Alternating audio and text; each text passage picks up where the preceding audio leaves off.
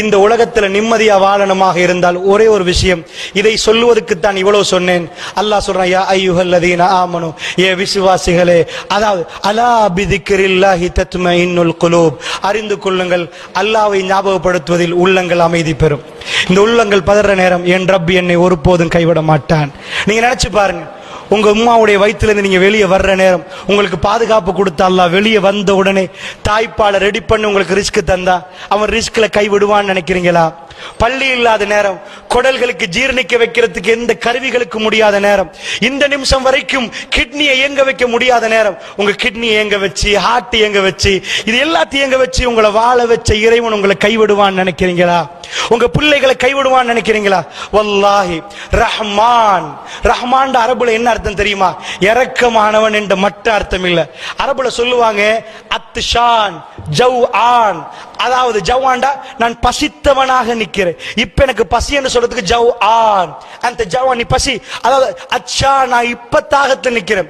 ரஹ்மான் என்ன சொன்னான் தெரியுமா? நான் ரஹ்மான் இப்ப இரக்கத்தை இறக்கிட்டு இருக்கு, இப்ப நடந்து கொண்டே இருக்கு, இப்ப அல்லாஹ்வுடைய இரக்கம் எனக்கும் உங்களுக்கு வந்தனால அல்லாஹ் ஜல்ல ஷானுஹு வ தஆலா இந்த துனியாவிலே பிரச்சனைகள் தருகிற நேரம் தீர்வையும் சேர்த்து தருவான். மூமின்களுக்கு ஒரு காலமும் மூமின்களை அல்லாஹ் கைவிட மாட்டான். அவன் வாக்குறுதி மீற மாட்டான். நபிக்கு கொடுத்த வாக்குறுதி, வல்லாஹு யஸ்முக மினன் நாஸ், நபியே அல்லாஹ் மனிதர்களிலிருந்து உங்களை பாதுகாப்பான்னு கொடுத்தான்.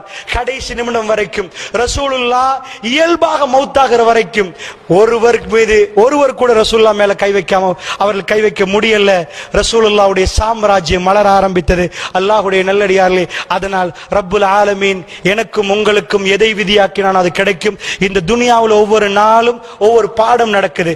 எக்ஸாமினேஷன், பலா என்பது சோதனைகள் என்பது முகம் கொடுக்கிற நேரம் என்ன ஆன்சர் பண்றோமோ அந்த ஆன்சருக்கு சுவர்க்கத்துல கிரேடிங் கூடும். அதை பொறுமையாக நின்று அல்லாஹ்வை பத்தி நல்லெண்ணம் கொண்டு ஒவ்வொன்றையும் நாங்கள் செய்கிற நேரம் ஒவ்வொரு பிரச்சனைகளுக்கு பிறகு அல்லாஹ் இன்விடேஷன் தருகிறான். எது? அல்லாஹ்வோட பேசுறதுக்கு அல்லாஹ் எங்களுக்கு லுஹர தந்தான், அஸர தந்தான், மக்ரிப தந்தான். ஒரு அடியான் அல்லாஹ் நேசிச்சா, அல்லாஹ் அவருடைய கல்புல அல்லாஹ்வை பத்தி இரக்கத்தை கொடுத்தா அவருக்கு ஒரு எலாம கொடுப்பான். நடு ஜாமத்துல எழும்பி தக்பீரை கட்டுங்கன்பான் அல்லாஹ். ஏன் தெரியுமா? அவருடைய ஈமான் இப்ப மலருது.